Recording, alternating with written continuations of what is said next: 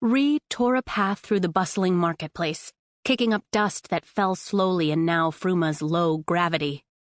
The foreign tourists coughed and complained as she passed, but Rhee ignored them, scanning the fairgrounds for Julian as she clutched his miniature telescope to her chest.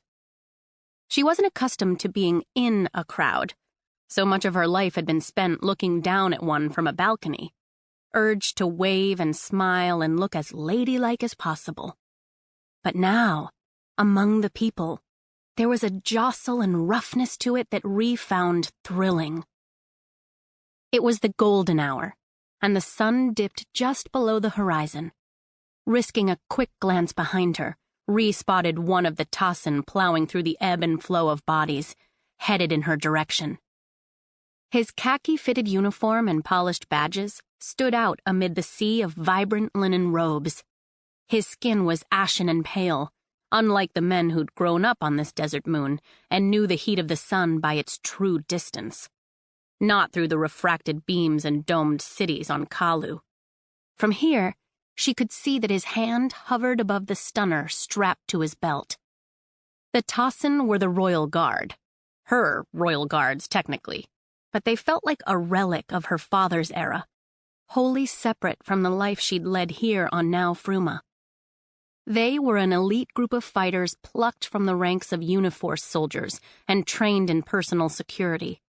This guard was one of many men sent to find her so she could return home to Kalu, to the planet of her birth. Rhee had been 6 when she left, just after her entire family had died in a crash. An accident, the authorities called it. A tragedy Rhee had supposedly been lucky to avoid. But she knew better. There were 2 things for certain: that her family had been murdered, and that she was supposed to have died at their side. A homemade firework screeched into the darkening sky, its high-pitched fury petering out into a low whistle. It exploded in the distance. She wondered if her family's ending had been that instantaneous and merciful. Rhee slipped the telescope in her pocket and pulled her hood lower to hide her mismatched eyes, one brown and one hazel.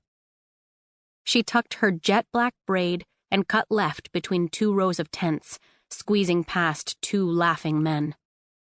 Dodging a tall woman carrying a cage, she flinched when the white bird inside flapped its wings, then felt silly.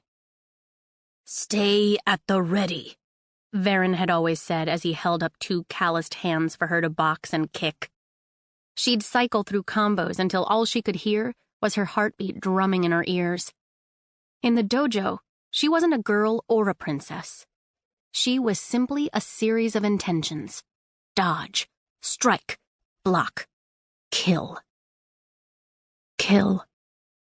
Now her stomach felt twisted, like the cactus trunks she and Julian would find when they snuck past the palace walls. The smell of smoke and charred meat from a nearby market stall nearly made her gag. A Derkatzian girl with yellow eyes sat perched on a stool, fanning herself with one hand and holding out a root vegetable with the other.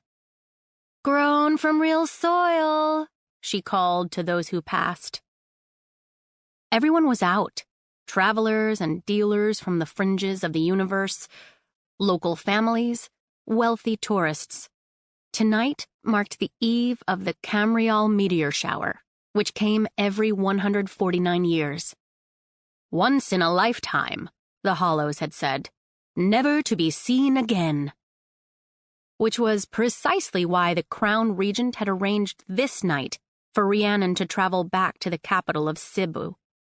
The beloved rose of the galaxy, returning to Kalu in a shower of stars. It was all image and spin, a big fat lie wrapped up in a pretty bow. There was no love lost between Rhee and the regent Siotra, who'd taken control of the throne until Rhee came of age. He'd been her father's childhood friend, and a decorated war hero before he'd entered politics to become one of the Emperor's closest advisors. Until Regent Siotra had betrayed her family.